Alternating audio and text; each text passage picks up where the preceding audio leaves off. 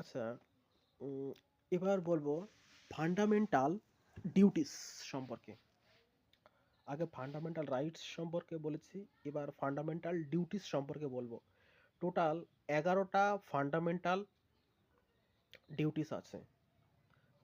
হুম, এই 11টা ফান্ডামেন্টাল যে ডিউটিসগুলো আছে সেগুলো শরণ সিং কমিটির রেকমেন্ডেশনেই কিন্তু কনস্টিটিউশনে ইনক্লুড করা হয়েছে।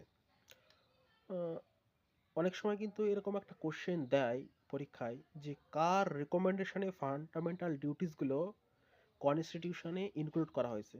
তো শরণ সিং কমিটি হবে। আবার এই প্রশ্নটাও দেয় যে কতগুলো ফান্ডামেন্টাল ডিউটিস আছে।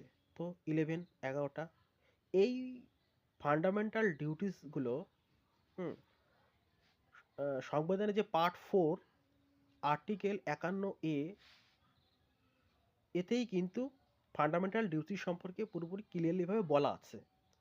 তাহলে পার্ট 4 51 হুম